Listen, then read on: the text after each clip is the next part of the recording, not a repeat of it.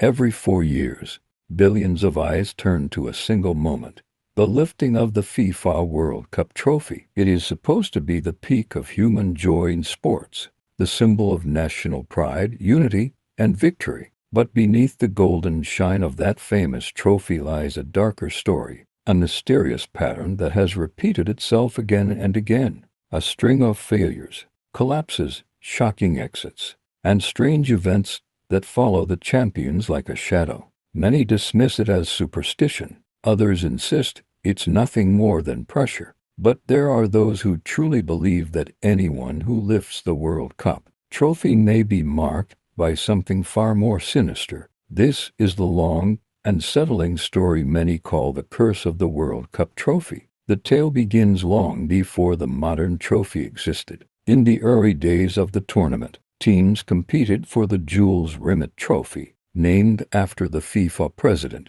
who created the World Cup. This trophy was a masterpiece, of its time graceful, regal, and priceless. But the trophy's history was anything but peaceful. In 1966, months before the World Cup, the trophy mysteriously disappeared in London. Security was tight, yet it vanished from its display case without a trace. Panic swept across England as newspapers blasted the story. How could the most important trophy in world football simply vanish? Days later, a dog named Pickles found it wrapped in newspaper under a hedge. The hero dog became a national icon. But the story only became stranger. Years later, in 1983, after Brazil won the trophy for the third time and earned the right to keep it permanently, the Jules Rimet trophy was stolen again, this time in Rio de Janeiro. Unlike the first theft, the trophy was never found.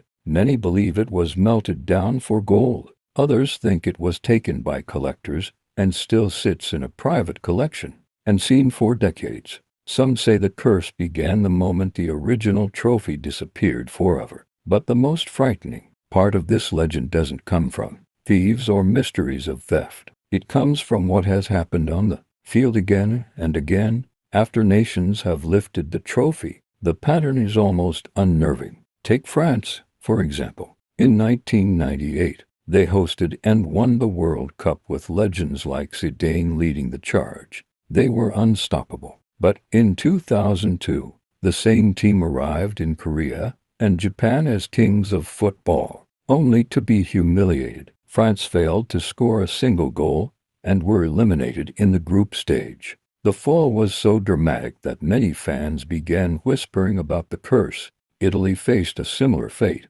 after their emotional victory in 2006. They entered the 2010 World Cup with confidence, yet the defending champions played sluggishly, struggled to score, and finished last in their group. That same Italy who lifted the trophy just 4 years earlier couldn't even reach the knockout stages. Then came Spain, the team that dominated world football like no other. Winners of Euro 2008, World Cup 2010, and Euro 2012.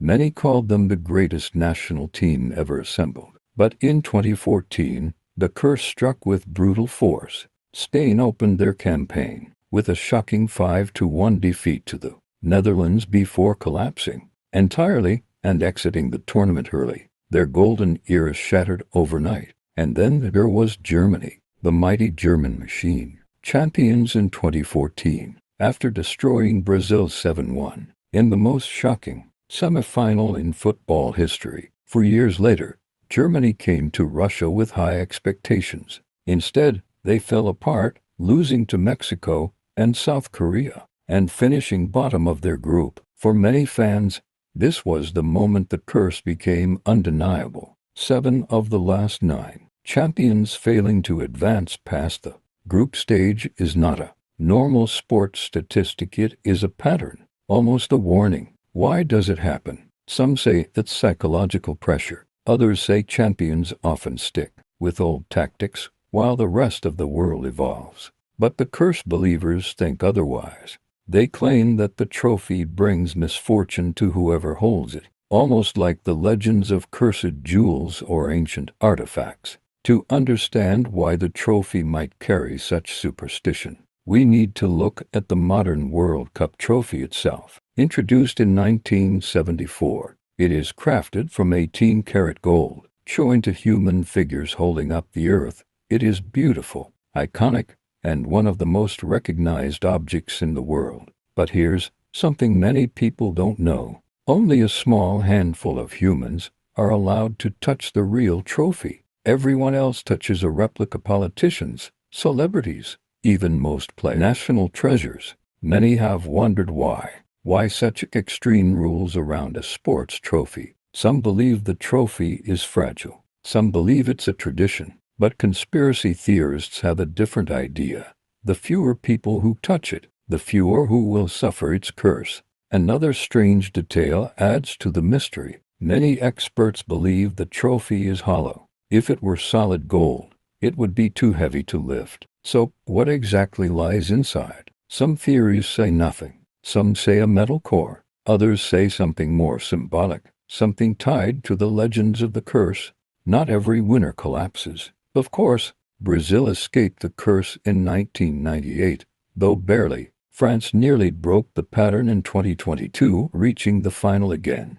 And now the world watches Argentina closely. Messi lifted the trophy in 2022 with joy, pride, and tears. It was a moment the world will never forget. But if the pattern continues, their fate the next time could be darker. The curse doesn't guarantee failure. It only waits silently to see who will fall next. For now, the only certainty is that this pattern refuses to disappear. Countries rise to the top of the world, then fall in a way that seems almost scripted. Is it the pressure of being champions? Is it football evolution? Or does the World Cup trophy truly carry a mysterious shadow over those who claim it? One trophy, countless champions, endless heartbreak. The curse remains unsolved. And with every new champion, the world waits for one answer. Who will it strike next?